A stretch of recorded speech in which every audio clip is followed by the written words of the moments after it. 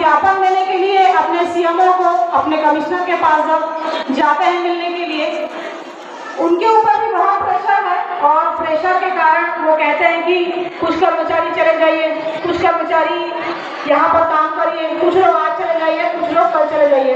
उनकी बातों से मुझे एक बात समझ में आई है कि हमने जो लेटर दिया है अनिश्चितकालीन के लिए, चाहे वो मंत्रालय में हो, सचिवालय में हो, जहाँ पर भी हो, जहाँ जहाँ पर भी हमने अपने ज्ञापन को दिया है, वहाँ पर उनकी कुर्सी तो हिल गई है। और कुर्सी हिलने के कारण अब जो सीएमओ है, जो कमिश्नर है, उनके ऊपर ये दबाव बनाया जा रहा है कि अपने कर्मचारियों को रोकिए, अपने कर्मचारियों को रोकिए कि वो हड़ताल में न जाए।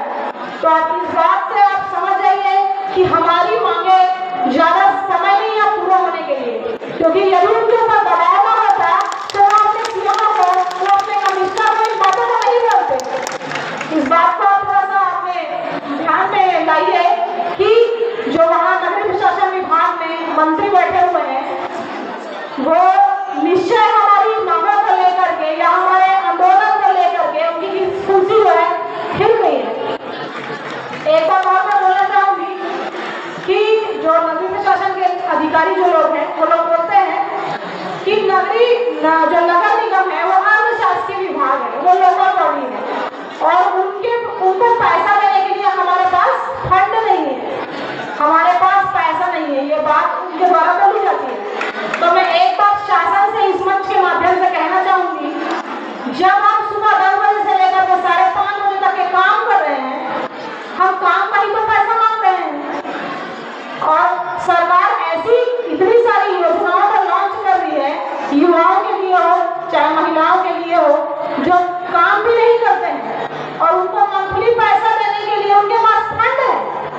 और हम जो 10 से लेकर 5:30 बजे तक के काम करते हैं हर दिन, यहाँ तक कि सफाई विभाग वाले जो शनिवार रविवार उनका कोई ड्यूटी नहीं। और भी विभाग है, जल विभाग है, विद्युत विभाग है और भी कई ऐसे विभाग है नगरीय निकायों में जिनका शनिवार रविवार में कोई छुट्टी नहीं है। तो जब काम कर रहे हैं उसका पैसा हम मांग रहे हैं, ना कि हम फोकट में पैसा मांग रहे हैं। तो शासन को मैं कहना चाहूंगी, तुम्हारे पास जो काम नहीं करते हैं उनको फोकट में पैसा देने के फंड है तुम्हारे पास, क्योंकि पब्लिक तुम्हारा वोट बैंक है। वोट बैंक है, इसके लिए फोकट में भी पैसा उनको देने के तुम्हारे पास बहुत सारा फंड है। और हम जो काम कर रहे हैं, हमारा काम का पैसा देने के लिए तुम्हारे पास पैसा नहीं है। पहुंच गए और बोलते हैं कि नगर निगम का रूल्स अलग है, नगर निगम का जो अधिनियम बना हुआ है वो अलग है, ऐसा बोलते हैं। लेकिन यही सरकार जब चुनाव आता है और पब्लिक से वोट लेने का रहता है, तो वही कितने सारे नियमों को दरकिनार करके वो पब्लिक के लिए इतनी सारी योजनाओं को बना करके उन्हें लाभ देता है, ये सोच करके कि वो पब्लिक ने वोट देगी और ऐसा करते भी है। लेकिन हमें भी जागरूक होने की जरूरत है और अपने हक के लिए लड़ने की जरूरत है, क्योंकि हमारी जो मांगे हैं वो बिल्कुल जायज है। क्योंकि हमें 1 तारीख को वेतन न मिलने के कारण से कितनी सारी समस्याएं होती है, आप सभी भी जानते हैं। क्यों मांग हमारी जायज है कि नहीं है? 1 तारीख को वेतन चाहिए कि नहीं चाहिए? लड़ेंगे कि नहीं लड़ेंगे? अनिश्चितकालीन हड़ताल में सहयोग देंगे कि नहीं देंगे? जितने दिन हड़ताल है उतने दिन तक बैठेंगे कि नहीं बैठेंगे?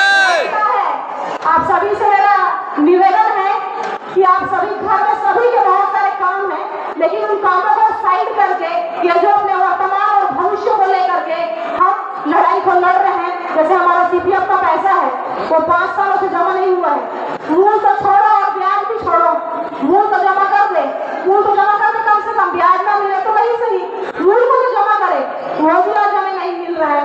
6 लोगों को आप जानते हैं, समयमान जो 6ठे वेतनमान का एरियस है, 6ठे वेतनमान का एरियस है, वो जो संचालय में मंत्रालय में जो अधिकारी बैठे हैं उनको कब का मिल चुका है।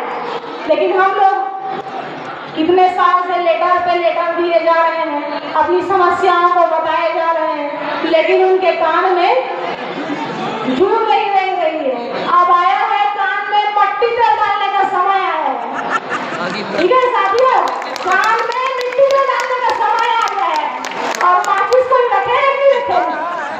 हम सभी एक माचिस है, ठीक है, हम सभी एक माचिस है जो आज हो या कल हो या परसों जिस दिन यहाँ से रैली के माध्यम से उस जगह पर जाएंगे, उनके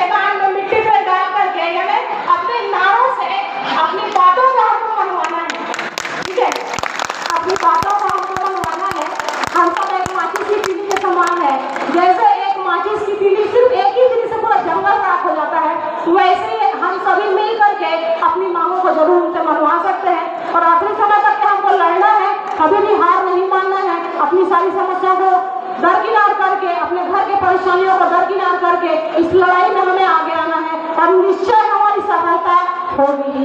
कर्मचारी एकता, कर्मचारी एकता। अपनी वाणी को विराम देती हूँ मैं और आगे के समय को हमारे दुर्ग जिला से मोहन भाई जी हैं सफाई विभाग से, वो आगे।